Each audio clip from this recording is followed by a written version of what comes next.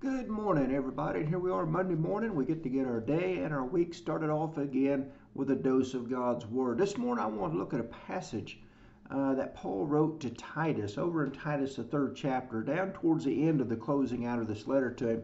He makes a very important statement here that I think is is worthwhile for us to pause and take a minute and examine ourselves. Paul makes this statement. He says in Titus 3 and beginning in verse 9, he says, "But avoid foolish disputes, genealogies, contentions, and strivings about the law, for they are unprofitable and useless. Reject a divisive man after the first and second admonition, knowing that such a person is warped and sinning, being self-condemned." Now, what we have here is that we have two individuals under consideration. And both of these individuals are religious people. They are Bible-carrying people. These are people that are in their Bible. They're discussing the Bible, so on and so forth. We see that because he talks about the law and genealogies and those types. So he's talking about Bible discussions.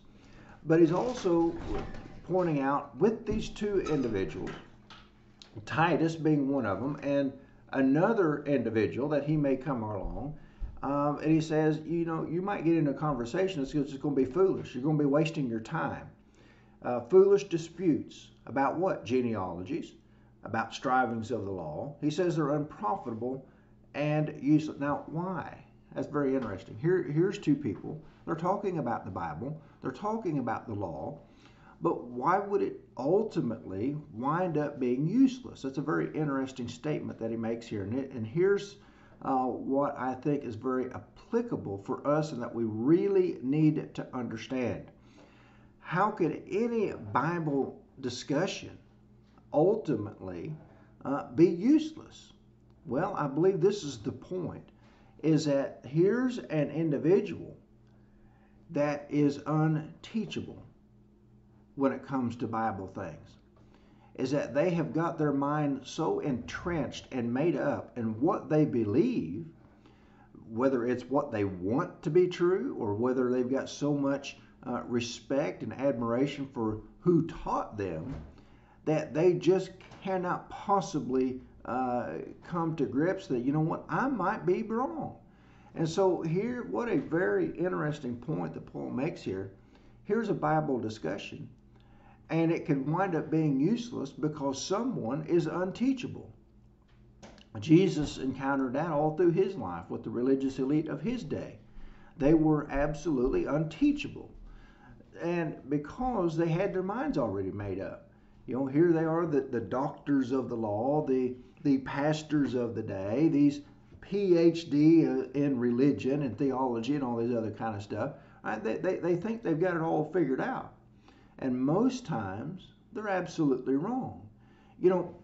I think this is such a very powerful statement that we really need to understand. Here's two religious people talking about the Bible, but one of them is absolutely unteachable. They are not willing to listen, consider, study anything that goes in any way contrary to what they have already concluded.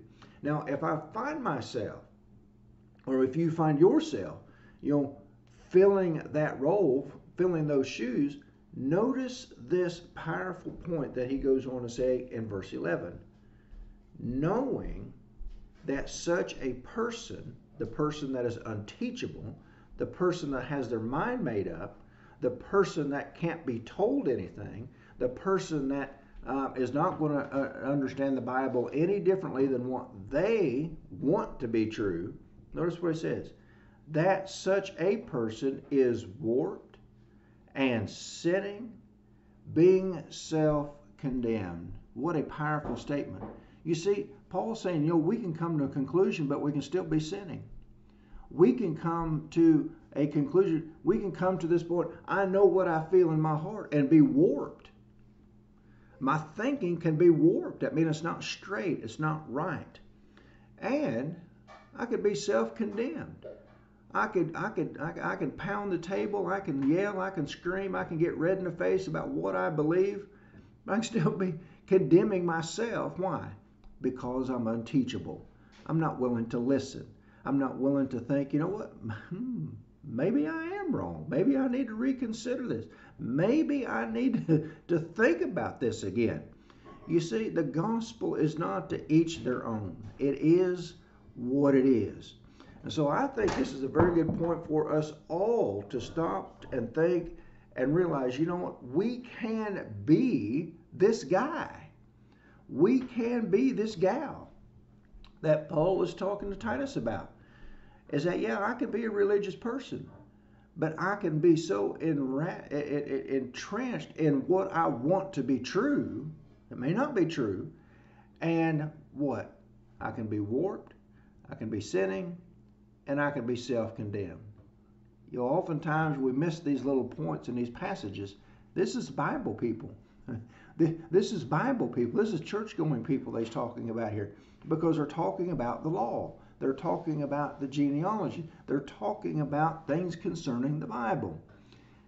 And you see, at the end of the day, if we are not willing to yield, if we are not willing to listen, if we are not willing to even keep the mere possibility, I could be wrong.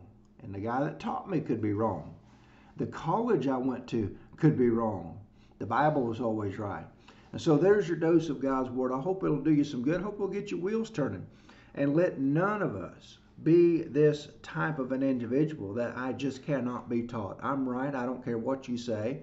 You know, we're all going to heaven. We're just taking different roads. I only know of two roads, one that goes to heaven and one goes to hell. That's the only two roads that I'm aware of in the Bible. And so there's no bypasses, there's no detours, there's no roundabouts on the way to heaven. It's the straight and narrow way. So let's strive not to be this person.